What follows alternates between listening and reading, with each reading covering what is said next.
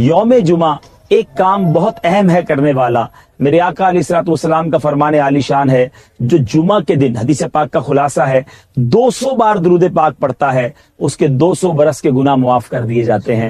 تو بالخصوص یہاں تاجپور کے اسلامی بھائی بھی اور مدنی چینل کے ناظرین بھی, جمعہ کا دن جب بھی آئے کثرت کے ساتھ درود پاک پڑھنا اپنا معمول بنائیے. یہ بھی یاد رہے کہ جمعہ کے دن کی ایک نیکی 70 نیکیوں کے برابر ہے. اس دن ڈھونڈ کر نیکیاں کرنی چاہیے, زیادہ سے زیادہ نیکیاں کرنی چاہیے. اور یہ بھی یاد رہے چونکہ اس دن کا شرف, اس دن کی بزرگی, اس دن کا مرتبہ بھی بڑا ہے, تو جمعے کے دن کوئی ایک گناہ کرے اسے 70 گنا عذاب دیا جائے گا, یعنی 70 گنا ملٹی پلائی ہو جاتا ہے گناہ.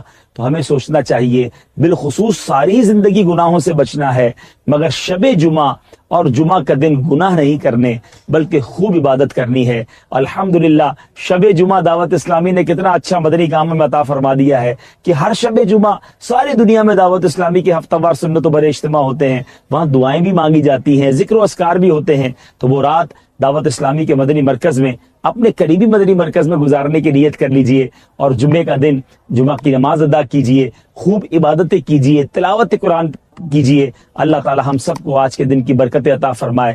حضرت سیدنا اوس بن اوس رضی اللہ تعالیٰ عنہ سے روایت ہے کہ میں نے نبی پاک علیہ الصلوۃ والسلام کو فرماتے ہوئے سنا, جس کسی نے جمعہ کے دن اچھی طرح غسل کیا اور صبح سویرے بیدار ہو کر مسجد کی طرف پیدل چلا, کسی سواری پر سوار نہ ہوا, امام کے قریب ہو کر بیٹھا اور اس کا جو خطبہ ہے وہ توجہ کے ساتھ سنا اور کوئی لغو بات نہ کی, اس کے ہر قدم پر چلنے پر ایک سال کے روزوں اور نمازوں کا اسے ثواب ملے گا.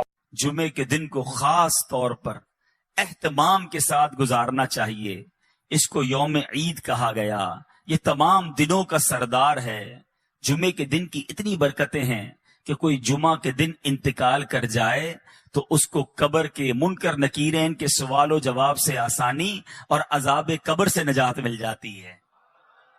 ہمارے بزرگان دین, ہمارے اسلاف جمعے کے دن ڈھونڈ کر نیکیاں کیا کرتے, مگر آج ہم نارمل طریقے سے جمعہ گزارتے ہیں. جمعے کے دن بھی معاذ اللہ گناہوں کا سلسلہ ہوتا ہے. یاد رہے, جہاں جمعہ کا دن اس قدر مبارک ہے, وہاں جمعہ کے دن اگر کوئی گناہ کیا جائے تو اس گناہ کو بھی 70 گناہ کاؤنٹ کیا جاتا ہے. تو کبھی بھی شب جمعہ, جمعرات کی رات, ویسے تو کبھی بھی گناہ نہیں کرنا چاہیے, مگر اسپیشلی جمعرات اور جمعے کو زیادہ احتیاط اور زیادہ نیکیاں کرنے کی عادت ڈالیں. یعنی اگر اعلان ہو جائے کہ ہفتے میں ایک دن ایسا ہوگا جو جتنا کمائے گا اس کو 10 گنا کر دیا جائے گا, اس دن کتنا کام کریں گے ہم؟ ارے ایک دن میں 10 گنا ملٹی پلائی. تو جمعے کے دن ایک نیکی 70 نیکیوں کے برابر. مثال کے طور پہ آپ نے 2 دن بعد کوئی نیکی کا کام کرنا تھا, آپ نے کسی کی کوئی مدد کرنی تھی, مسجد میں کچھ رقم دینی تھی, کوئی بھی نیکی کا کام کرنا تھا, کوشش کریں وہ جمعے والے دن پہلے کر لیں تاکہ 70 گنا اس کا جو ہے وہ ثواب مل جائے. برسوں ہو گئے جمعہ پڑھتے ہوئے, امام صاحب خطبہ دیتے ہیں جمعہ کا. اب ہم لوگ عربی تو جانتے نہیں اور نہ جاننے کی کوشش کرتے ہیں. کبھی سوچا یہ جو خطبہ دیا جاتا ہے اس میں ہمارے لیے کیا کیا میسج ہوتا ہے؟ آج انشاءاللہ جمعے کے خطبہ رضویہ کے چند مدنی پھول پیش کرتا ہوں کہ یہ بار بار آپ نے الفاظ سنے ہوں گے, کئیوں کو خطبہ یاد بھی ہو گیا ہوگا, لیکن کیا کہتے ہیں امام صاحب یہ سمجھ نہیں آتا. حالانکہ ہمیں اس کا ترجمہ ماشاءاللہ کتابوں میں ملتا ہے, پڑھے تو صحیح کہ کون سا میسج ہے جو گویا ہر جمعے ہمارے لیے دہرایا جاتا ہے. میں چند انشاءاللہ جمعے کے خطبے سے مدنی پھول پیش کرتا ہوں, اور سنیے کتنے خوبصورت الفاظ میں ہر جمعہ ہمیں کیا یاد دلایا جاتا ہے. جمعے کے دن اعلان ہوتا ہے, اوصیکم ونفسی بتقوی اللہ عز وجل فی السر والاعلان. خطبہ دینے والا کہتا ہے, وصیت کرتا ہوں تم کو اور اپنے نفس کو پرہیزگاری کی, اللہ عز و جل کے لیے تنہائی اور لوگوں کے سامنے. فَإِنَّ التَّقْوَى سَنَامُ ذُرَ الْإِيمَانِ, اس لیے کہ پرہیزگاری ایمان کی انتہائی بلندی ہے. ہمیں تقوی کا درس دیا جاتا ہے. لوگوں کے سامنے بھی اکیلے میں بھی اللہ سے ڈرنے کی بات کی جا رہی ہے اور فرمایا گیا کہ پرہیزگاری ایمان کی انتہائی بلندی پر ہے.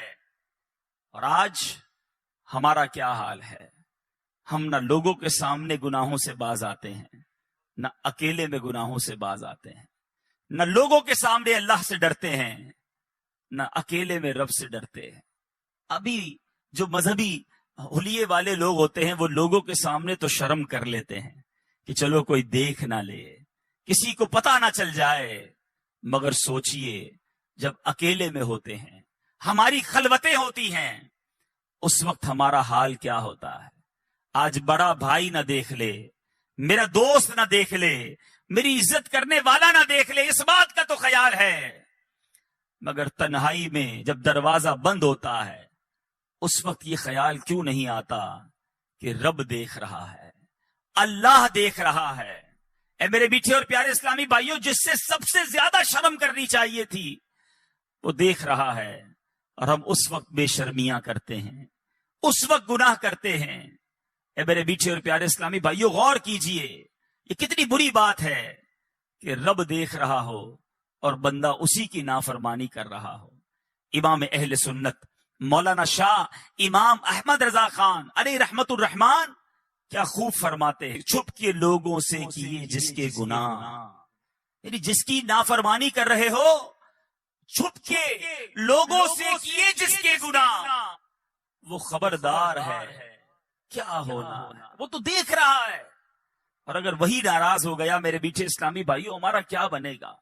خدارا آج مبارک دن اور مبارک مہینہ ہے، اپنے اندر یہ احساس پیدا کیجئے کہ اللہ دیکھ رہا ہے، اور جس کا یہ احساس اجاگر ہو گیا اس کو انشاءاللہ گناہ سے بچنا بڑا آسان ہو جائے گا. ایک بار ایک شخص، کتابوں میں لکھا یہ واقعہ، اس نے ایک عورت کو گناہ کے ارادے سے پکڑا، ہاتھ میں خنجر تھا، لوگ جمع ہو گئے، لیکن وہ بدماش تھا، اس سے چھڑانے کی ہمت کسی میں نہ تھی. اس زمانے کے ایک بزرگ وہاں سے گزرے کہ دیکھا ایک بدماش نے ایک عورت کو پکڑا ہے، ہاتھ میں خنجر ہے، لوگ جمع ہیں. بزرگ قریب تشریف لے گئے اور اس کے کان میں کچھ فرمایا. ان کا کچھ فرمانا تھا کہ وہ بدماش جو تھا، وہ گناہگار تھر تھر کانپنے لگا، ہاتھ سے وہ خنجر بھی گر گیا، عورت بھی چھوٹ کر چلی گئی، دھڑام سے گرا، بے ہوش ہو گیا. لوگ جمع ہو گئے، کہنے لگے تمہارا تو بڑا کر و فر تھا، تم تو بڑے جری، کسی کو جواب نہ دیتے، تم سے کوئی بات نہ کر سکتا، اتنا ڈرتے تھے لوگ تم سے، ایسا کیا ہوا کہ تم بے ہوش ہو کر گر گئے؟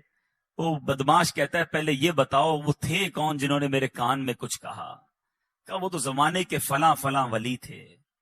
کہا انہوں نے میرے کان میں آ کر صرف یہ کہا کہ جو تم اس وقت کر رہے ہو وہ اللہ دیکھ رہا ہے.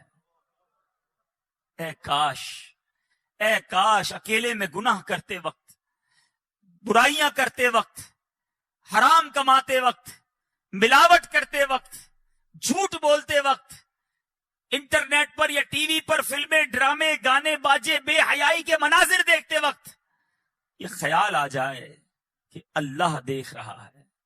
جمعہ کے دن بار بار گویا ہمیں ریمائنڈر کال دی جاتی ہے، فرمایا جاتا ہے اوصیکم ونفسی بتقوی اللہ عز وجل فی السر والاعلان. اکیلے میں ہو یا تنہائی میں یا لوگوں کے سامنے ہو، تمہیں اللہ سے ڈرنے کی وصیت کرتا ہوں. اے میرے میٹھے اسلامی بھائیوں، ہر جمعے یاد دلایا جا رہا ہے دیکھو اللہ سے ڈرنا، وہ دیکھ رہا ہے. مگر جمعہ پڑھ کے جا کر پھر گناہ کرتے ہیں، جمعے کے دن بھی برائی کرتے ہیں. ایسا نہ کریں، آئیے رب کی بارگاہ میں سچی توبہ کریں. آگے ارشاد ہوتا ہے وَاذْكُرُوا اللَّهَ عِنْدَ كُلِّ شَجَرٍ وَحَجَرٍ وَاعْلَمُوا أَنَّ اللَّهَ بِمَا تَعْمَلُونَ بَصِيرٌ. اور اللہ کو یاد کرو ہر درخت اور پتھر کے نزدیک، اور جان رکھو اللہ تمہارے کام دیکھ رہا ہے. اللہ دیکھ رہا ہے، یہ اعلان ہوتا ہے. ذکر کرو رب کا پتھر اور شجر اور حجر کے پاس، یعنی جہاں سے گزرو رب کو یاد کرو. مگر ہمارا حال یہ ہے ہم جدھر سے گزرتے ہیں وہاں رب کی نافرمانی کرتے ہیں. کتنے گواہ بناؤ گے؟ کون سی جگہ ہے جو ہمارے گناہ کی گواہ نہیں؟ ارے ہمارے بزرگ تو وہ ہوتے جدھر سے گزرتے ادھر عبادت کرتے. جس جگہ سے گزرتے مسجد دیکھتے کہتے اس میں بھی 2 رکعت نفل پڑھ لوں. مسجد میں جاتے چاہتے ہر ستون پر 2 رکعت پڑھ لوں تاکہ یہ جگہ گواہ ہو جائے. ایک بزرگ کے بارے میں آتا ہے ایک جگہ سے گزرے واپس آئے پھر گزرے. لوگوں نے کہا حضور آپ ابھی تو گزر کر گئے تھے. کہا میں اس سڑک سے گزر تو گیا مگر خیال آیا اس سڑک پہ گزرتے گزرتے اللہ کا ذکر نہ کیا تھا. میں چاہتا ہوں جس راستے سے گزروں وہ راستہ میرے ذکر اللہ کا گواہ بن جائے. سوچو ہمارے بزرگ تو یہ چاہتے تھے مگر ہمارا حال ایسا ہے کہ جس راستے سے گزرتے ہیں اس راستے کو گالیوں کا گواہ بنا رہے ہیں. اس راستوں کو معاذ اللہ گاڑی میں بھی جاتے ہیں تو میوزک چلاتے ہیں. سارا راستہ وہ گواہ ہو جائے کہ میں گناہ کرتے کرتے گزرا ہوں. موٹر سائیکل پہ جا رہے تو کان میں ہیڈ فون لگا کے میوزک سنیں گے. ایک ایک سڑک کو گناہ کا گواہ کر رہے ہو. ہونا تو یہ چاہیے کہ میرا سفر بھی جاری ہو میرا ذکر بھی جاری ہو. میرے زبان پر سرکار علیہ الصلوۃ والسلام پر درود بھی جاری ہو. جدھر سے گزروں وہ جگہ میرے ذکر اللہ کی گواہ بن جائے. جمعے کے خطبے میں ایک اور بات ہمیں ڈرائی جا رہی ہے سمجھایا جاتا ہے وَأَنَّ اللَّهَ لَيْسَ بِغَافِلٍ عَمَّا تَعْمَلُونَ. اور اللہ تعالی غافل نہیں ہے اس سے جو تم عمل کرتے ہو. وہ دیکھ رہا ہے وہ غافل نہیں. ہم غافل ہوتے ہیں وہ رب غافل نہیں ہے. اے میرے میٹھے اور پیارے اسلامی بھائیوں پھر آگے جا کر ہمیں نبی پاک علیہ الصلوۃ والسلام سے محبت کا درس کس پیارے انداز میں خطیب دیا کرتے ہیں. فرمایا جاتا ہے فَإِنَّ السُّنَنَ هِيَ الْأَنْوَارُ. اس لیے کہ سنتیں یہی انوار ہیں. وَزَيِّنُوا قُلُوبَكُمْ بِحُبِّ هَذَا النَّبِيِّ الْكَرِيمِ. اور مزین کرو اپنے دلوں کو اس نبی کریم کی محبت سے. اگر دلوں کو مزین کرنا ہے دلوں کو ڈیکوریٹ کرنا ہے سرکار دو عالم صلی اللہ تعالی علیہ وسلم کی سنتوں سے مزین کرو. پھر فرماتے ہیں فَإِنَّ الْحُبَّ هُوَ الْإِيمَانُ كُلُّهُ. غور سے سنیں کہ محبت وہی ایمان ہے. الا لا ایمان لمن لا محبت له. الا لا ایمان لمن لا محبت له. الا لا ایمان لمن لا محبت له. ہر جمعے کو 3 بار یہ اعلان سنتے ہو. کبھی اس کا معنی سمجھنے کی کوشش کی. یہ بتایا جا رہا ہے خبردار نہیں ہے اس کے لیے ایمان جس کے دل میں نبی پاک علیہ الصلوۃ والسلام کی محبت نہیں. ارے محبت نہیں تو ایمان ہی نہیں ہے. الا لا ایمان لمن لا محبت له. آقا کی محبت یہ ایمان کی جان ہے ایمان کی اصل ہے. اگر نبی پاک علیہ الصلوۃ والسلام سے محبت نہیں اس کا ایمان ہی مکمل نہیں ہے. اور یہ بات فقط اس خطبے میں نہیں بلکہ بخاری شریف کی حدیث ہے. میرے آقا مدینے والے مصطفیٰ صلی اللہ تعالی علیہ وسلم فرماتے ہیں لا یؤمن احدکم حتی اکون احب الیہ من والدہ وولدہ والناس اجمعین. میرے آقا فرما رہے ہیں تم میں سے کوئی اس وقت تک کامل مومن نہیں ہو سکتا جب تک میں اس کے نزدیک اس کے والد اس کی اولاد بلکہ تمام لوگوں سے زیادہ محبوب نہ ہو جاؤں. یہ ایمان کی اصل ہے میرے میٹھے اسلامی بھائیوں. ہم بھی نعرہ لگاتے ہیں غلامی رسول میں موت بھی قبول ہے. نہ ہو جو عشق مصطفیٰ تو زندگی فضول ہے. بڑا بہترین نعرہ ہے اور یہی بات ہمیں حدیث بھی سکھا رہی ہے. زندگی فضول ہے. اگر واقعی نبی پاک علیہ الصلوۃ والسلام سے محبت نہیں مگر اپنے دل پر ہاتھ رکھ کر پوچھو کہ کیا واقعی محبت ہے یا خالی نعرہ ہی ہے. محبت ہوتی تو میں ایسا ہوتا.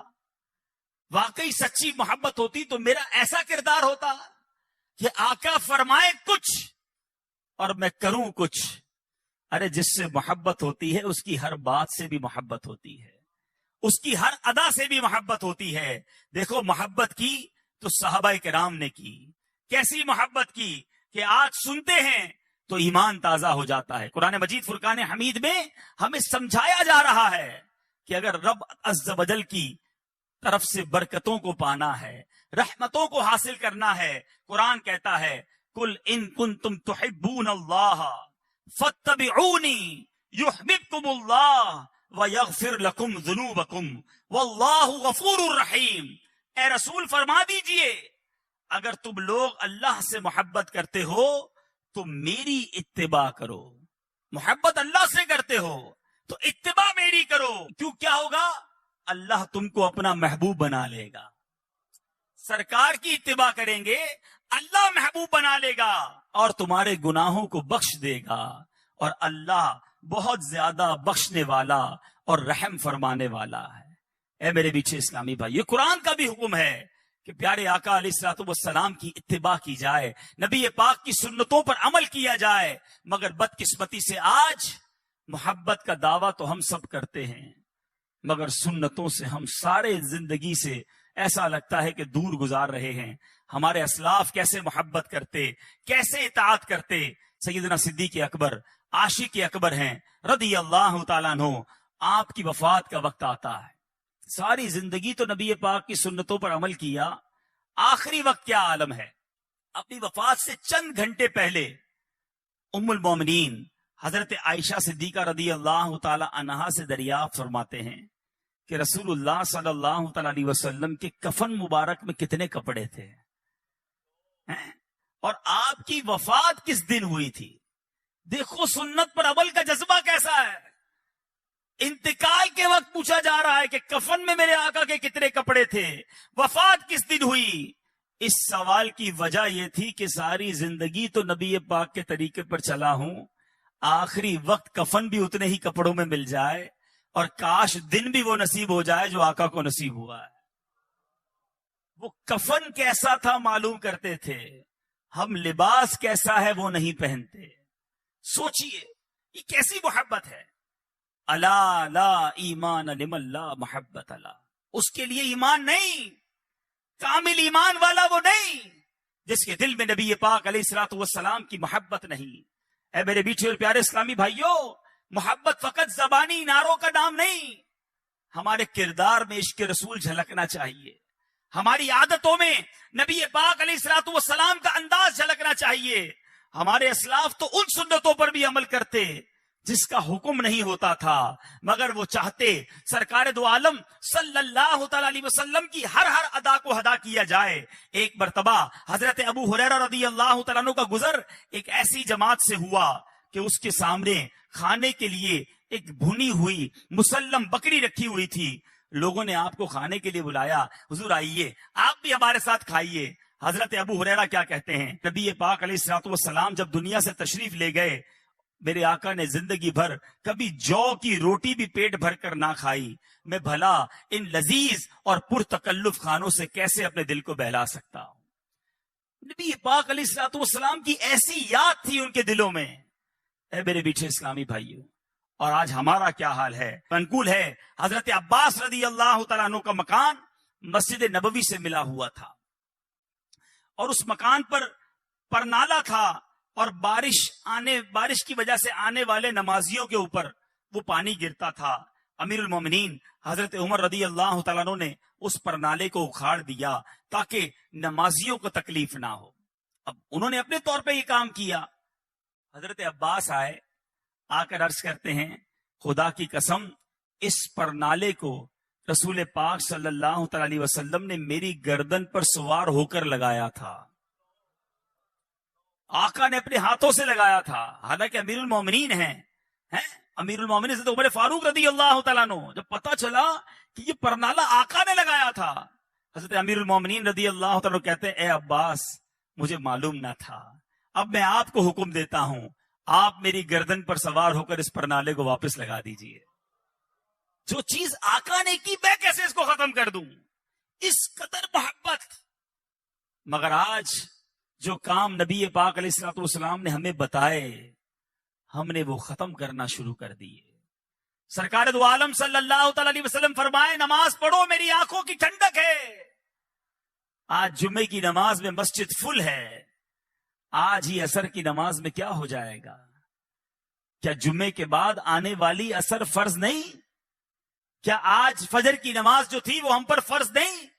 نمازی بھی ہوتا ہے، بڑا ہنستے ہنستے کہتا ہے جناب کیا کروں 4 نمازیں پڑھتا ہوں. فجر میں آنکھ نہیں کھلتی. اس سے پوچھیں کہ جس دن تمہاری صبح 7 بجے ٹرین ہوتی ہے اس دن کیسے 5 بجے تمہاری آنکھ کھل جاتی ہے؟ جس دن صبح 6 بجے بس میں جانا ہوتا ہے اس دن گھر والوں کو بھی کہہ کر سوتے ہو, الارم بھی رکھتے ہو. جس کو صبح نوکری پر 7 بجے پہنچنا ہوتا ہے, پتا ہے لیٹ ہو گیا تو لیٹ منٹ لگ جائے گی, پیسے کٹ جائیں گے, وہ اپنی نوکری پر پہنچ جاتا ہے. تو جواب آئے گا نوکری کی اہمیت ہے, فلائٹ کی اہمیت ہے, ٹرین اور بس پر جانے کی اہمیت ہے, ہمارے نزدیک نماز کی اہمیت نہیں ہے. ایسا نہ کریں میرے میٹھے اسلامی بھائیوں, آج نیت کریں آج کے بعد ہماری کوئی نماز قضا نہیں ہوگی. زور سے نعرہ لگائیں, آج کے بعد ہماری کوئی نماز قضا نہیں ہوگی. اسی طرح میرے میٹھے اسلامی بھائیوں, سرکار دو عالم صلی اللہ تعالی علیہ وسلم جس چیز کو بنا کر دے, ہمارے صحابہ پھر اس کی طرف منہ موڑ کر نہیں دیکھتے تھے. ایک بار حضرت عبداللہ ابن عباس رضی اللہ تعالیٰ عنہ سے روایت, رسول اللہ صلی اللہ تعالی علیہ وسلم نے ایک شخص کو دیکھا, وہ سونے کی انگوٹھی پہنے ہوئے ہے. نبی پاک علیہ الصلوۃ والسلام نے اس کے ہاتھ سے وہ انگوٹھی نکالی اور پھینک دی اور فرمایا تم میں سے کوئی چاہتا ہے کہ آگ کے انگارے کو اپنے ہاتھ میں ڈالے؟ حضور اکرم صلی اللہ تعالی وسلم تشریف لے گئے. دوسرے لوگوں نے کہا کہ اپنی انگوٹھی تو اٹھا لو, اس کو اٹھا کر بیچ دینا, کوئی نفع حاصل کر لینا, پہننا مت. وہ عاشق رسول کیا کہتا ہے, خدا کی قسم جب رسول اللہ صلی اللہ تعالی علیہ وسلم نے اس انگوٹھی کو پھینک دیا ہے, میں اب اس انگوٹھی کو کبھی نہیں اٹھا سکتا. وہ اسے چھوڑ کر وہیں چلا گیا. یہ تھا نبی پاک علیہ الصلوۃ والسلام سے محبت کا انداز. اے میرے میٹھے اسلامی بھائیوں, اب یہاں شرعی مسئلہ بھی سمجھ لیجئے کہ مرد یہ زیورات نہیں پہن سکتا. پتہ نہیں کہاں سے یہ طریقہ آ گیا ہے. پہلے عورتوں کا سنا تھا بالیاں پہننا, اب مردوں نے بھی بالیاں پہننا شروع کر دی ہیں. بالیاں صرف کانوں میں نہیں, پتہ نہیں کدھر کدھر پہننا شروع کر دی ہیں. توبہ توبہ توبہ. اے میرے میٹھے اسلامی بھائیوں, کیا ہو گیا ہمیں؟ آج 2 ہاتھ ہیں, کڑے زیادہ ہیں, 10 انگلیاں ہیں, انگوٹھیاں زیادہ ہیں, گلا ایک ہے, چینیں زیادہ ہیں. ارے مرد کے لیے تمام زیورات یہ ناجائز اور حرام اور جہنم میں لے جانے والا کام ہے. مرد فقط ایک انگوٹھی پہن سکتا ہے, وہ بھی چاندی کی ہو, اور وہ چاندی کا وزن بھی 4.5 ماشا سے کم ہو, اور اس کے اندر ایک نگینا, ایک پتھر بھی ہو. بغیر پتھر والی بھی انگوٹھی نہیں پہن سکتے, یا 4.5 ماشا سے زیادہ وزن والی انگوٹھی بھی نہیں پہن سکتے, اور وہ بھی فقط چاندی کی ہو اور کسی دھات کی نہ ہو. لیکن اتنے زیورات پہننے کی عادت بن گئی. لوگ کہتے ہیں مدینے سے چھلا لایا ہوں, مدینے سے کڑا لایا ہوں. ارے مدینے والے نے جو فرمایا اس پر عمل کیجئے. تو بہرحال میرے میٹھے اور پیارے اسلامی بھائیوں, بات چل رہی ہے سنت رسول کی, محبت رسول کی. خدارا اپنے سراپے کو دیکھ لیجئے کہ کیا سرکار کا عاشق ایسا ہوتا ہے, اس کا چہرہ ایسا ہوتا ہے, اس کا لباس ایسا ہوتا ہے, اس کا کھانا پینا ایسا ہوتا ہے. ہم جمعے کے خطبے میں بار بار یہ اعلان سنتے ہیں, الا لا ایمان لمن لا محبت لا. اے میرے میٹھے اسلامی بھائیوں, جب آپ گھر جائیے گا, جو میرے مدنی چینل کے ناظرین ہیں ان سے بھی میں یہ بات عرض کروں گا, ذرا آئینے کے سامنے کھڑے ہو جائیے گا اور اپنے آپ سے ایک سوال کیجئے گا, اور وہ سوال یہ ہے کہ میں کہاں سے نبی پاک علیہ الصلوۃ والسلام کا غلام دکھتا ہوں, آقا کا عاشق کہلاتا تو ہوں, کہتا تو ہوں اپنے آپ کو. ذرا اوپر سے شروع کیجئے گا. بال نبی پاک کے طریقے والے ہیں یا آقا کے دشمنوں کے طریقے والے ہیں؟ پھر چہرہ سنت کے مطابق ہے یا معاذ اللہ نبی پاک علیہ الصلوۃ والسلام کے دشمنوں والا چہرہ ہے؟ چہرے پر داڑھی ہے کہ نہیں؟ سرکار دو عالم صلی اللہ تعالی علیہ وسلم کا فرمان ہے جس کا مفہوم ہے داڑیاں بڑھاؤ, مونچھیں پست کرو, اور میرے دشمنوں جیسا چہرہ نہ بناؤ. یہ کیسا عاشق ہے؟ سرکار کا عاشق بھی کیا داڑھی مڈاتا ہے؟ کیوں عشق کا چہرے سے اظہار نہیں ہوتا؟ پھر ذرا لباس دیکھیے گا اپنا, اگر سنتوں والا ہے تو ٹھیک ہے, اور اگر نہیں انگریزوں والا اور بے پردگی والا لباس ہے تو پھر اپنے آپ سے پوچھئے گا کہ میں کہاں سے مسلمان ہوں. پھر ذرا تھوڑی دیر گفتگو کرتے وقت نوٹ کیجئے گا کہ ہماری گفتگو کے اندر الفاظ کون سے ہیں, کیا السلام علیکم ورحمۃ اللہ وبرکاتہ کی عادت ہے؟ وعلیکم السلام ورحمۃ اللہ وبرکاتہ کی عادت ہے؟ سبحان اللہ، ماشاء اللہ، انشاء اللہ، یہ ہماری زبان پر ہے یا فلمی ڈائلاگ ہیں، گانے باجے ہیں، بے حیائی کی باتیں ہیں؟ ارے کھانا کھانے بیٹھتے ہیں کسی کے ساتھ تو سمجھ نہیں آتا کہ مسلمان کے ساتھ کھا رہے ہیں یا کسی غیر مسلم کے ساتھ کھانا کھا رہے ہیں، الٹے ہاتھ سے سارے معاملات ہو رہے ہیں، اور جناب انداز ہی دوسرا ہے۔ میں آپ سب سے ایک بات کہنا چاہتا ہوں، خدارا غلامی رسول کا دعویٰ کرنے والوں، اپنی اسکیننگ کرو کہ میں واقعی غلام رسول ہوں۔ ارے غلام رسول وہ ہوتا ہے کہ جس کو دور سے دیکھیں تو پتہ چل جائے کس کا غلام ہے۔ شاعر لکھتا ہے نا، فنا اتنا تو ہو جاؤں میں تیری ذات عالی میں، جو مجھ کو دیکھ لے اس کو تیرا دیدار ہو جائے۔ ہمیں دور سے دیکھ کر پتہ چل جائے کہ نبی پاک علیہ الصلوۃ والسلام کا عاشق اور امتی جا رہا ہے۔ محبت کیجئے، اپنے آقا سے ٹوٹ کر محبت کیجئے، مگر ان کے طریقے پر عمل بھی کیجئے۔ نبی پاک علیہ الصلوۃ والسلام کا غلام جھوٹا نہیں ہوتا، آقا کا غلام دھوکہ دینے والا نہیں ہوتا، نبی پاک علیہ الصلوۃ والسلام کا سچا عاشق حرام کمانے والا نہیں ہوتا۔ ارے کیسے وہ سود کا کاروبار کرے گا جب آقا علیہ الصلوۃ والسلام فرمائیں کہ سود کے 70 درجے ہیں اور اس کا سب سے کمتر درجہ یہ ہے، حدیث پاک کا خلاصہ ہے اس کا سب سے کمتر درجہ یہ ہے کہ بندہ اپنی ماں کے ساتھ بدکاری کرے۔ کہ نبی پاک کا غلام سود کا کاروبار کرے گا؟ ارے سود کا کام کرنے والے کو اللہ سے جنگ کرنے والا کہا گیا۔ چھوڑ دو یہ کاروبار، نہ کرو کاروبار میں ملاوٹ، نہ بولو جھوٹ، نہ کماؤ حرام۔ یہ سرکار کی غلامی نہیں، یہ بربادی کی طرف جا رہے ہیں۔ یہ جمعے کا خطبہ زبردست میسج ہے ہمارے لیے۔ الا لا ایمان لمن لا محبت الا، ارے نہیں ہے اس کا ایمان کامل جس کے دل میں نبی پاک علیہ الصلوۃ والسلام سے محبت نہیں ہے۔ محبت کیجئے، وہ دل بیکار ہے جس دل میں عشق رسول نہیں ہے، وہ دل بیکار ہے جس دل میں محبت رسول نہیں ہے۔ اے میرے میٹھے اور پیارے اسلامی بھائیوں، اس کے بعد جمعے کے خطبے میں ہمیں اور آگے جا کر سمجھایا جا رہا ہے، البر لا یبلا والذنب لا ینسا والدیان لا یموت اعمل ما شئت کما تدین تدان۔ اس کا ترجمہ اگر سمجھ آ جائے نا، یہ ڈرا دینے کے لیے کافی ہے۔ فرمایا جا رہا ہے البر لا یبلا، نیکی پرانی نہ ہوگی، والذنب لا ینسا، اور گناہ بھلایا نہ جائے گا، والدیان لا یموت، اور جس نے فیصلہ کرنا ہے، جس نے بدلہ دینا ہے، وہ مرتا نہیں، اسے موت نہیں آتی۔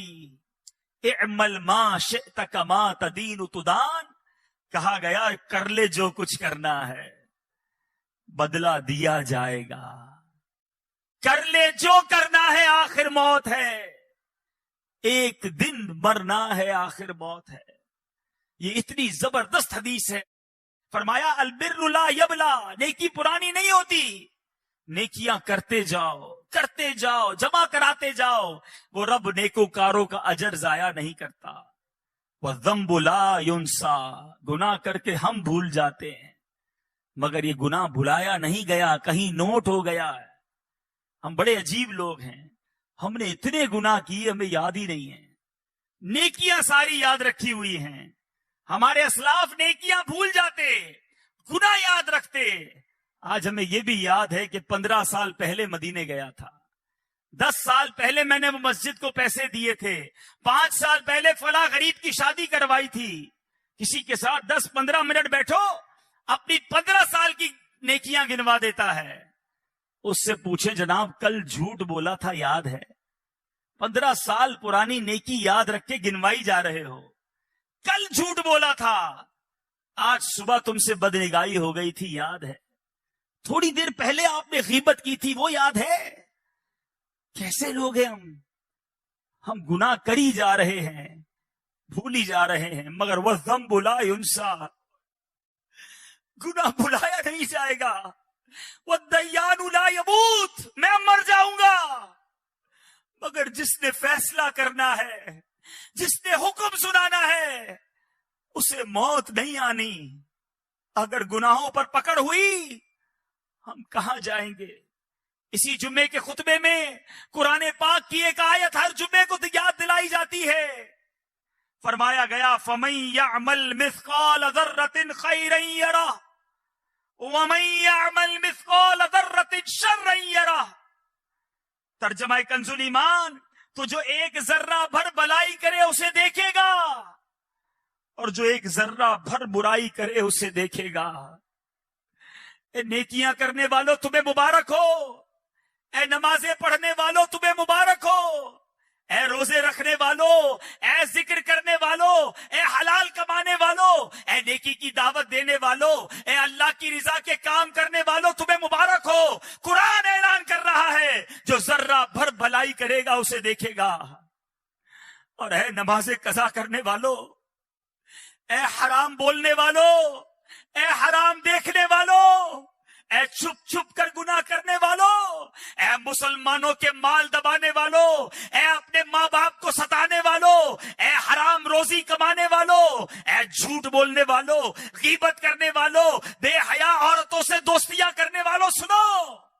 قرآن کہتا ہے جو ذرہ بھر برائی کرے گا وہ دیکھے گا. قیامت کے دن اگر ہماری برائیاں ہمارے سامنے کر دی گئی اور کہا گیا پڑھو، ہم کہاں جائیں گے؟ اے میرے میٹھے اسلامی بھائیوں، قرآن میں جا بجا یہ حکم موجود ہے کہ قیامت کے دن نامہ اعمال ہاتھ میں دیا جائے گا. خوشخبری ہے ان کے لیے کہ جن کے سیدھے ہاتھوں میں نامہ اعمال دیا جائے گا. مگر قرآن ہی کہتا ہے کہ بد نصیب ہوں گے چند لوگ وہ کہ جن کی پیٹھ توڑ کر ان کے بائیں ہاتھ میں ان کا نامہ اعمال دے دیا جائے گا اور کہا جائے گا اپنا اعمال نامہ پڑھ کر سناؤ. ذرا سوچو تو صحیح ہمارے اعمال نامے میں کیا کیا ہے. ارے چھپ چھپ کر گناہ کیے ہیں، رات کے اندھیرے میں دروازہ بند کر کر کے گناہ کیے ہیں. اگر وہ پڑھنے پڑ گئے تو کہاں جائیں گے؟ اس میدان محشر میں ہمارے آقا بھی ہوں گے، تمام انبیاء کرام بھی ہوں گے، صحابہ کرام بھی ہوں گے، ہمارے غوث اعظم بھی ہوں گے، ہمارے پیر و مرشد بھی ہوں گے، ہاں ہمارے والدین ہوں گے، ہم سے محبت کرنے والے دوست بھی ہوں گے. ہم کیسے اپنی گندی باتیں پڑھ کر سنائیں گے؟ نہ کرو ایسے کام جس کے لیے قیامت کے دن شرمندہ ہونا پڑے. نہ کرو ایسے اعمال کے قیامت کے دن جواب نہ بن پڑے. نیکیاں جمع کر لو، ہم سب نے دنیا سے جانا ہے. اے میرے میٹھے اسلامی بھائیوں، فقط دنیا کے لیے نہ جیو. قبر میں تجوری نہیں، کفن میں جیب نہیں، فقط مال جمع کرنے کے لیے نہ جیے. قبر میں ہمارے اعمال ہمارے ساتھ جائیں گے. اے میرے میٹھے اور پیارے اسلامی بھائیوں، آؤ، وہ رب بڑا قریب ہے، آؤ اس سے معافی مانگ لو، آؤ توبہ کر لو، آج رب کی بارگاہ میں سر کو جھکا لو. میرا رب اتنا کریم ہے، بندہ ساری زندگی گناہ کرے، ایک بار سچی توبہ کر لے. حدیث پاک میں آتا ہے التائب من الذنب کمن لا ذنب له، گناہوں سے توبہ کرنے والا ایسا ہے اس نے گناہ کیا ہی نہیں. آؤ آج توبہ کر لو.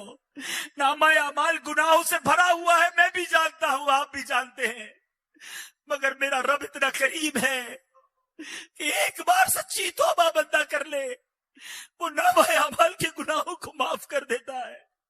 اس کے نامہ اعمال سے وہ گناہ مٹا دیے جاتے ہیں. دنیا میں ہم جرم کریں، ہمارا ریکارڈ لکھ لیا جاتا ہے. میرے رب کی شان دیکھو، بندہ توبہ کرے، رب نامہ اعمال سے سارے گناہ ہی مٹا دیتا ہے. بلکہ جس پر کرم نواز ہو جائے اس کے گناہ نیکیوں سے بدل دیتا ہے. بس توبہ کرنے کی دیر ہے، سر جھکانے کی دیر ہے، پکا ارادہ کرنے کی دیر ہے. سوچو کب تک گناہ کرو گے؟ ارے کب تک اپنے رب کو ناراض کر کے جیو گے؟ آپ پکارو اسے، کر لو سچی توبہ. اللہ تعالیٰ کی بارگاہ میں دعا ہے کہ میرے مولا تیرے گھر میں بیٹھے ہیں، مالک ہم خطا کاروں کو معاف فرما دے. درود پاک پڑھنے کے بے شمار فضائل و برکات ہیں. مسلمانوں کی پیاری امی جان حضرت عائشہ صدیقہ طیبہ طاہرہ رضی اللہ تعالی عنہا سے روایت ہے، رسول رحمت شفیع امت صلی اللہ تعالی علیہ وآلہ وسلم نے فرمایا، جب بندہ مجھ پر درود پاک پڑھتا ہے تو اس کی برکت سے ایک فرشتہ اللہ پاک کی بارگاہ میں حاضر ہوتا ہے۔ اس فرشتے کے لیے حکم ہوتا ہے کہ اسے میرے بندے کی قبر کے پاس لے جاؤ تاکہ یہ میرے بندے کے لیے مغفرت کی دعا کرتا رہے اور میرے بندے کی آنکھیں ٹھنڈی ہوتی رہیں۔ ذات والا پہ بار بار درود، ذات والا پہ بار بار درود، بار بار اور بے شمار درود، قبر میں خوب کام آتی ہے، بے کسوں کی ہے یار غار درود۔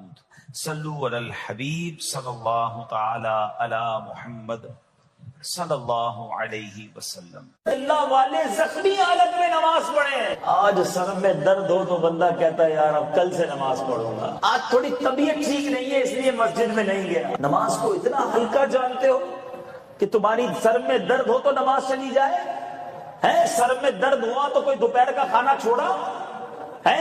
بخار بھی ہوتا ہے تو بندہ اپنی دکان ہو تو کھولنے جاتا ہے۔ ہاں، نوکری والے تو بہانہ ڈھونڈتے ہیں، البتہ اپنی دکان ہو تو وہ بخار میں بھی جاتا ہے۔ کیوں؟ یار کاروبار ہے، میرا اپنا کاروبار ہے، تمہیں اپنے کاروبار کی فکر ہے، تمہیں نماز کی فکر نہیں۔ حالانکہ نماز وہ برکت والا کام ہے، نماز پڑھو اللہ صحت عطا فرمائے گا، نماز پڑھو روزی میں برکت ہوگی، نماز پڑھو چہرے کا نور ملے گا۔ نماز تو پریشانیاں دور کرتی ہے، مگر لوگ چھوٹی چھوٹی بات پر نماز چھوڑ دیتے ہیں۔ مگر آج ہم نیکیوں سے دور بھاگتے ہیں اور گناہوں کی طرف دوڑے چلے جا رہے ہیں۔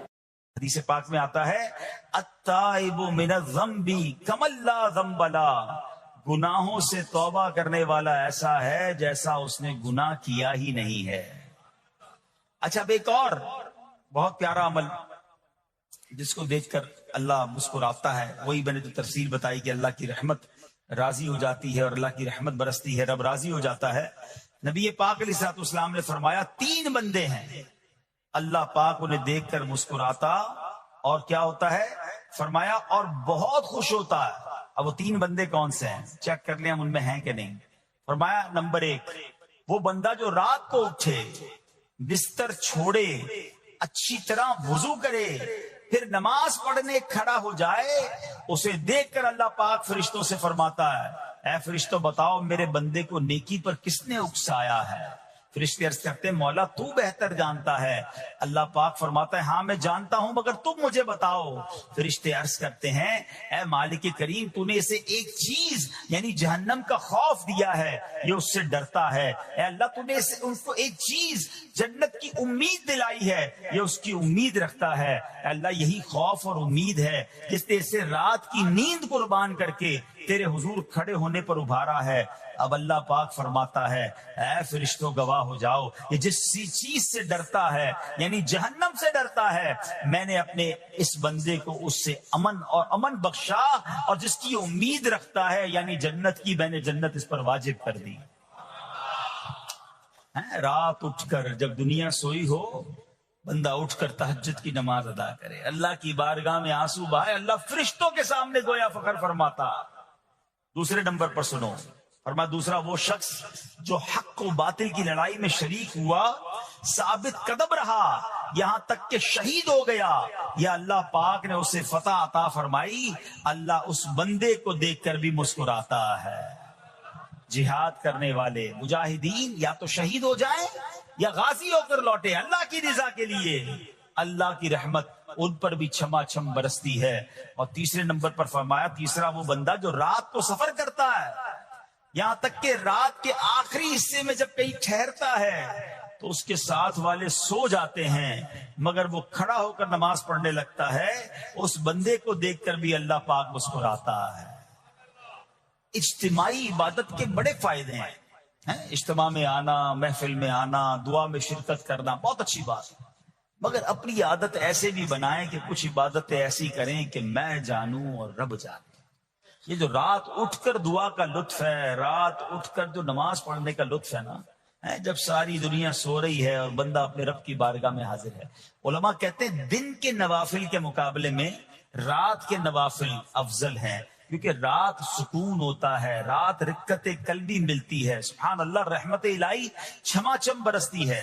ہمیں کیا کرنا ہے کہ رات تہجد کی نماز کی عادت ڈالے. رمضان میں بن گئی تھی نا، سحری کے لیے اٹھتے تھے تو لوگ تہجد پڑھتے تھے. اللہ کرے کہ یہ عادت بن جائے. کبھی کبھی، اگر ہر روز نہیں ہو سکتا کم از کم کبھی کبھی کریں. اچھا، اگر ایسی کوئی عبادت ہو بھی جائے نا تو پھر سب کو بتائیں نا کہ رات اٹھا تھا تو جناب دعائیں بھی کی تو آنسو بھی بہائے. نہیں، کبھی کبھی ایسا کیا کرو کہ میں جانوں اور رب جانے، اللہ سے باتیں کیا کرو. پیارے پیارے اسلامی بھائیوں، کچھ دنوں پہلے ہی کی بات ہے، ایک شور اٹھا کہ ماہ رمضان کا چاند نظر آ گیا، اور جیسے ہی رمضان آیا مسجدوں کی رونقیں بڑھ گئیں، نمازیوں کی تعداد بڑھ گئی. ایک عجب سما تھا سحری کا، ایک روحانی منظر تھا افطار کا. نوجوان، بوڑھے، بچے، اسلامی بہنیں سبھی عبادت میں مشغول ہو گئیں.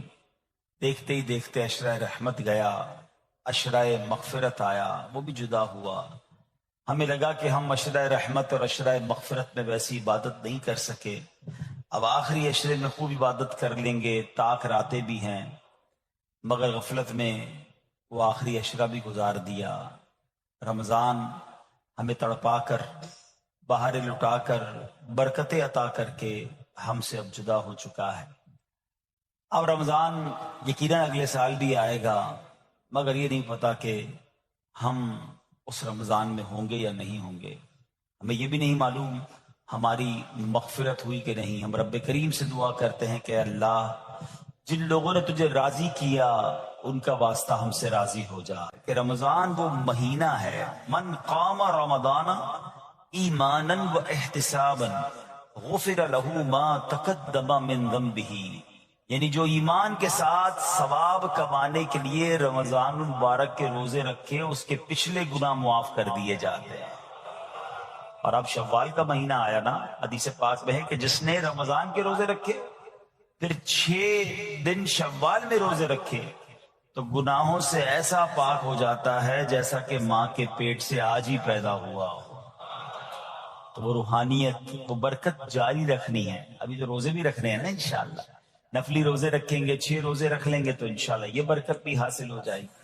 ہمیں کوشش یہ کرنی چاہیے کہ ہمیں ماہ رمضان کے بعد اب یہ 6 دن شوال کے، ضروری نہیں کہ ایک ساتھ رکھیں، شوال کے پورے مہینے میں رکھ لیں. رمضان سے پہلے بھی حرام روزی تھی، رمضان گزارنے کے بعد دوبارہ شوال سے وہی حرام روزی شروع ہو گئی ہے. تو پھر اس کا مطلب رحمت کی بارش میں وہ نہایا نہیں ہے، اس کی زندگی میں کوئی بدلاؤ آیا نہیں ہے. رمضان تو بدلنے آیا تھا، ایک نئی زندگی دینے آیا. لیکن دیکھنا یہ ہے کہ کیا ہمیں وہ نئی زندگی ملی، یا ہم پھر اسی پرانی روٹین پر، وہی گناہوں بری عادتیں، وہی بری عادتیں، وہی نگاہوں کے گناہ، وہی زبان کے گناہ، وہی کانوں کے گناہ. یہ غور کرنا ہے. اتنا بڑا انعام ملنے کے بعد بندے کو بدلنا چاہیے. مہینہ بندہ کہتے نا کسی بیماری سے نکل کر آتا ہے تو بندہ کہتا نہیں یار اب یہ کام نہیں کرنے، بیماری کے بعد مجھے پتا چلا کہ کتنا مشکل ہے، میں نے یہ والے کھانے نہیں کھانے، میں نے یہ والے. کسی بھی جگہ ایک مہینہ کوئی گزار لے، چاہے وہ ہاسپٹل میں گزار لے، چاہے کسی اچھی صحبت میں گزار لے، چاہے کہیں اچھے کہتے نا انسٹیٹیوٹ میں گزار لے، تو اس کی زندگی میں خوب بڑا امپیکٹ آ جاتا ہے، زندگی بدل جاتی ہے. ہمیں تو پورا مہینہ رحمت کے سمندر میں رکھا گیا تھا، رحمت کی بارش میں رکھا گیا تھا. صبح بھی رحمت، شام بھی رحمت، افطار بھی رحمت، سحری بھی رحمت، دعائیں قبول ہو رہی تھیں. راتوں کو ایک عجب رونق تھی. ماشاءاللہ ہزاروں لاکھوں عاشقان رسول نے، بلکہ آل اوور دا ورلڈ دیکھے تو شاید کروڑوں لوگوں نے اعتکاف کیا. اب اعتکاف کرنے کے بعد بھی نہ بدلا، مسجد میں آنے جانے کے بعد بھی نہ بدلا میں، اور پھر ویسا ہی ہو گیا، تو پھر قصور کس کا ہے؟ قصور تو پھر میرا ہوا نا. یاد رکھیے قصور بارش کا نہیں ہوتا، زمین کا ہوتا ہے. رحمت کی بارش تو برسی، جو زمین نرم تھی اس نے پھول اگا دیے، جو زمین زرخیز تھی اس نے کھیت اگا دیے. اور جب پہلے ہی گندگی تھی تو بارش کی وجہ سے وہاں کیچڑ ہو جاتا. اس کی نمازیں، اس کے روزے، اس کی آنسو، اس کی دعائیں، اس کے سجدے، اس کے صدقے، اس کی خیرات، اس کے چہرے پر جو داڑھی سج گئی، سر پر جو امامے آ گئے، بہنوں نے جو پردے کی نیت کر لی، وہ آیا ہے بستی اجاڑنے، وہ آیا ہے ہم سے سب کچھ چھیننے۔ اب عقل مند وہ ہے جو شیطان کی باتوں میں نہ آئے، رحمان عز و جل کے رحمت کے سائے میں چھپ جائے، مسجدوں میں آتا رہے، نمازوں کی پابندی کرتا رہے، سنتوں پر عمل کرتا رہے، جی اگر چاہے بھی برائی کی طرف تو ان بری محفلوں کی طرف نہ جائے۔ آج میں آپ کو ایک بڑی خوبصورت یہ سمجھی حدیثیں سنانے آیا ہوں۔ جب میں اس بیان کو تیار کر رہا تھا تو کہتے نا کہ بیان تیار کرتے کرتے چہرے پہ مسکراہٹ آ رہی تھی۔ آج وہ حدیثیں ہیں کہ جب بندہ یہ عمل کرتا ہے، کچھ اعمال بتاؤں گا، کچھ حدیثوں میں ایسے اعمال بتائے گئے کہ بندہ جب یہ عمل کرتا ہے تو رب مسکراتا ہے۔ عمل تو بعد میں سنیں گے، یہ فضیلت سن کے کیسی مزہ آ رہا ہے۔ اللہ مسکراتا ہے اپنے اس بندے کو دیکھ کر جو یہ عمل کرتا ہے۔ ہاں ایک وضاحت کر دوں کہ یقیناً اس کا مسکرانا ایسا نہیں ہے جیسا ہمارا مسکرانا ہے۔ اللہ پاک جسم اور جسم کے لوازمات سے پاک ہے، اس کی شان بہت اونچی ہے، مگر احادیث میں جب جہاں جہاں یہ لفظ آیا نا کہ رب مسکراتا ہے تو اس کا مطلب یہ کہ اللہ بندے کے اس کام سے بہت راضی ہو جاتا ہے، اس پر رحمتیں نازل فرماتا ہے۔ سبحان اللہ۔ میں سوچ رہا تھا یہاں تک بتانے کے بعد آپ کو یہ کہہ دوں نا، اب جو بھی کام بتانا ہے وہ کرنا شروع کر دیں گے انشاءاللہ۔ بغیر بتائے بتا دوں کہ بھائی اب یہ کام میں رب راضی ہو جائے گا۔ رب کا مسکرانا لفظ کیسا ہے یار، جس کو کہنا دل کی کلیاں کھل اٹھے کہ زندگی میں کوئی کام ایسا کر لوں، کوئی ایک کام ایسا کر لوں کہ اللہ میری طرف دیکھ کر مسکرا دے، یعنی اس کی رحمت مسکرائے اور اس کی طرف سے رحمتیں نازل ہو جائیں، وہ مجھ سے راضی ہو جائے، تو یہی زندگی کا حاصل ہے نا۔ سبحان اللہ۔ تو یہ آئیے آج مدری چل کے ناظرین آپ بھی اٹینشن ہو جائیں کہ وہ کام کون سے ہیں جس کو دیکھ کر رب کی رحمت ایسی راضی ہو جاتی ہے، رب اتنا راضی ہو جاتا ہے۔ سبحان اللہ سبحان اللہ۔ تو آئیے ایک پہلی حدیث سنتے ہیں۔ نبی پاک علیہ الصلوۃ والسلام فرماتے اذا ضحک ربک الی عبد فی الدنیا فلا حساب علیہ، جب تمہارا رب دنیا میں کسی بندے کو دیکھ کر مسکرائے تو روز قیامت اس سے حساب نہیں لیا جائے گا۔ ہائے ہائے، قیامت کے حساب سے بچ جائیں تو اور پھر کیا چاہیے، وہاں بلا حساب جنت میں داخلہ مل جائے۔ سبحان اللہ، یہ تو مزے کو مزہ آ جائے۔ تو اب کام کون سے ہیں سبحان اللہ جس میں رحمت خاص برستی ہے؟ سبحان اللہ۔ اور ابھی جن نیک اعمال کے بارے میں ہم سننے والے ہیں، یہ دو اہم فضیلتیں ہیں۔ جب بندہ یہ نیک کام کرتا ہے اللہ پاک اس سے انتہائی راضی ہو کر اس پر رحمت نازل فرماتا ہے، اور ایسا خوش نصیب روز قیامت بلا حساب جنت میں داخل ہو جائے گا۔ مولا علی شیر خدا کرم اللہ تعالی وجہ الکریم کی شان بھی بڑے پیارے انداز میں سیکھنے کو ملے گی۔ حضرت علی بن ربیعہ رحمت اللہ تعالی فرماتے ہیں ایک مرتبہ مسلمانوں کے چوتھے خلیفہ حضرت علی المرتضی شیر خدا کرم اللہ تعالی وجہہ الکریم سواری پر سوار ہوئے، مجھے اپنے پیچھے بٹھایا اور حرا نامی علاقے کی طرف چل رہے تھے، چل پڑے۔ چلتے چلتے آپ نے آسمان کی طرف نظر اٹھایا اور پھر پڑھا اے اللہ پاک میرے گناہ بخش دے، بے شک تیرے سوا کوئی گناہوں کو بخشنے والا نہیں ہے۔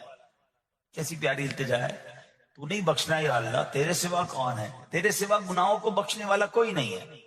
حضرت علی بن ربیعہ فرماتے ہیں یہ پڑھنے کے بعد مولا علی شیر خدا میری طرف دیکھے اور مسکرائے۔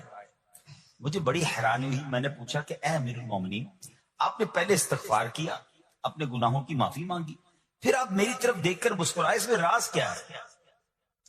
مولا علی شیر خدا کرم اللہ تعالی وجہ الکریم فرماتے ہیں کہ اپنے پرانا ایک واقعہ سنانے لگے، اپنی ماضی کی ایک یاد تازہ کرنے لگے۔ فرمانے لگے ایک مرتبہ پیارے آقا مکی مدنی مصطفیٰ صلی اللہ تعالی علیہ وسلم سواری پر تشریف فرما ہوئے اور مجھے اپنے پیچھے بیٹھنے کا شرف عطا فرمایا۔ مولا علی کو پیچھے بٹھایا نبی پاک نے اپنی سواری پر، اور ہم اسی جگہ یعنی حرا کا جو علاقہ ہے اسی طرف آ رہے تھے، اور چلتے چلتے میرے آقا علیہ الصلوۃ والسلام نے آسمان کی طرف نگاہ اٹھائی اور فرمایا اللہم اغفر لی ذنوبی انہو لا یغفر الذنوب احد غیرک، اے اللہ میرے گناہ بخش دے، بے شک تیرے سوا کوئی گناہوں کا بخش